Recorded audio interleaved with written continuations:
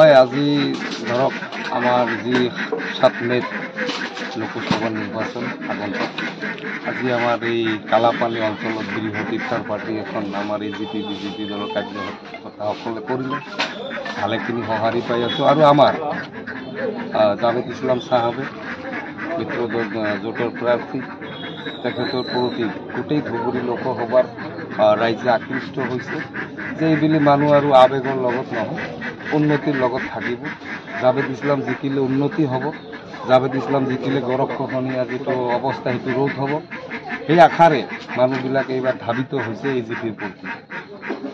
আৰু আমি সেই আশাৰে নামিছোঁ প্ৰচাৰ ভালে চলিছে আৰু মানুহ সঁহাৰি ভাল পাইছে এটাই ইস্যু উন্নয়ন আৰু বিকাশ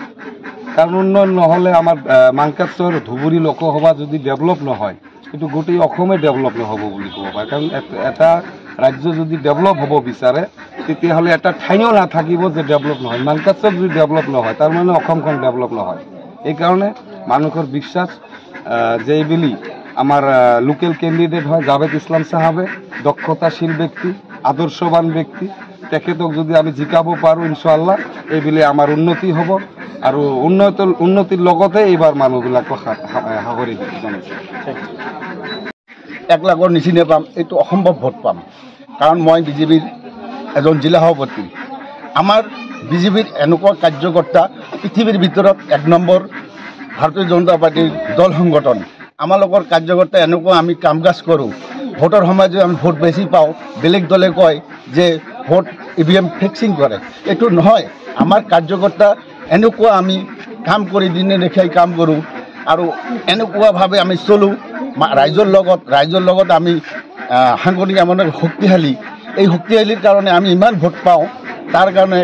বিৰোধী দলে কয় EVM ফিক্সিং কৰিছে এতিয়া জাভেদ ভাই কৈ আছে গোটেই ধুবুৰী লোকসভা আজি যদি জাভেদ ভাই জেগে ক'ব যে EVM ফিক্সিং হৈছে এইটো সম্ভৱ নহয় এতিয়াৰ পৰা আপুনি চাওক এতিয়ালৈকে আপোনালোক চাওক জাভেদ ভাই কৈ আছে নে নকৈ আছে থেংক ইউ এইবাৰ উন্নয়নৰ ওপৰতে হ'ব যেহেতু আমাৰ মিত্ৰজোঁট চৰকাৰ অসমত কেন্দ্ৰত NDA চৰকাৰ আছে NDA চৰকাৰে আমাৰ গাঁৱে ভূঞে সাধাৰণ ৰাইজক দুখীয়া ৰাইজক যি ধৰণৰ আঁচনিসমূহ ঘৰে ঘৰে দি আছে তাৰ ওপৰত নিৰ্ভৰ কৰিয়ে আমাৰ অহা নিৰ্বাচন যিটো আছে 7 তাৰিখ লোকসভা নিৰ্বাচন এই লোকসভা নিৰ্বাচনত আমি ডেভেলপমেণ্টৰ ওপৰতে আমাৰ মেইন আছে ৰাইজৰ পৰা পূৰ্ণ সঁহাৰি পাই আছোঁ কাৰণ এটা কথা ওলাইছে এইটো যে লোকেল আৰু চালানী এইটো আমাৰ ঘৰুৱা কথা এই যে লোকেল আৰু চালানী দুটা মানুহ যে নগাঁৱৰ পৰা এজন মানুহে 15 বছৰ আমাৰ ইয়াত আমি নিৰ্বাচিত কৰিলোঁ 15 বছৰৰ ভিতৰত তেখেতে আমাক একোৱে নকৰে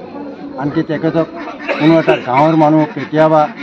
বছৰত বা 2 বছৰতো লগ নাপায় অকল নিৰ্বাচনৰ সময়ত যদি কেতিয়াবা MLA ইলেকশ্যনে হওক বা পঞ্চায়ত ইলেকশ্যনে হওক বা MP ইলেকশ্যনে হওক সেই সময়ত বদৰুদ্দিন চাহাবক দেখিবলৈ পায় বাকী ৰকিবুল হুছেইন ডাঙৰীয়াৰ কথা আপোনালোকে জানে যে তেওঁ 10 বছৰ আমাৰ ধুবুৰী ডিষ্ট্ৰিক্টৰ ইনচাৰ্জ আছিল 10 বছৰৰ ভিতৰত এনেকুৱা কোনো এখন ঠাই নাই য'ত ৰকিবুল হুছেইনে এবাৰ কংগ্ৰেছৰ হৈ আহি পেলাই কোনো দুখীয়া ৰাইজক সহায় কৰিছিল বা কোনো বিপদৰ সময়ত আহি থিয় দিছিল বিশেষকৈ মই ক'ব পাৰোঁ যে কোকৰাঝাৰৰ গোষ্ঠীগত সংঘৰ্ষৰ সময়ত তেখেতৰ কোনো ভূমিকা নাছিল তাৰ উপৰি আমাৰ মানকাচৰ সমষ্টিটো মেঘালয়ৰ লগতে লাগি থকা এটা সময়ত মেঘালয়ৰ পৰা টেৰৰিষ্টে এনেকুৱা অত্যাচাৰ হৈছিল যে আমাৰ মানকাচৰ সমষ্টিৰ প্ৰায় 100ৰ ওপৰত মানুহ ইহঁতে পণবন্দী কৰি মৃত্যু মাৰিছিল তাৰ ওপৰত এছেম্বলিত আমাৰ প্ৰাক্তন বিধায়ক জাভেদ ইছলাম চাহাবে প্ৰশ্ন উত্থাপন কৰাৰ পিছতো মুখ্যমন্ত্ৰী তৰুণ গগৈ চাহাব প্লাছ ৰকিবুল হুছেইনে নিজেও কথা দিছিল যে মই মানকাচৰত গৈ সৰজমিন তদন্ত কৰিম অহা নাই কোনো কমেণ্টো কৰা নাই বা ৰাইজক কোনো ধৰণৰ সহায় কৰা নাই এই ক্ষেত্ৰত ৰাইজে এইবাৰ এটা সিদ্ধান্ত লৈছে যে যিয়ে হওক আমি লোকেল আমাৰ স্থানীয় ল'ৰা আমাৰ ঘৰৰ ল'ৰা আমি ঘৰৰ ল'ৰাকে ছাপৰ্ট দিম আমাৰ ঘৰৰ ল'ৰাই আমাৰ দুখ বেদনা বুজিব তেওঁক আমি সকলো সময়তে লগ পাম যেতিয়াই ফোন কৰিম তেতিয়াই আমি পাম এইটোৱে হ'ল মূল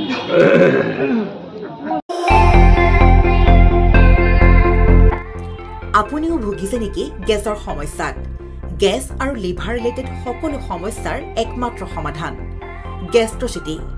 বডজম, এচিডিটি, ফেটি লিভাৰ, পাইলছকে আদি কৰি ভিন্ন গেছৰ সমস্যাৰ সমাধানৰ বাবে কেৱল আপোনাৰ কাষত গেষ্ট্ৰচিটি।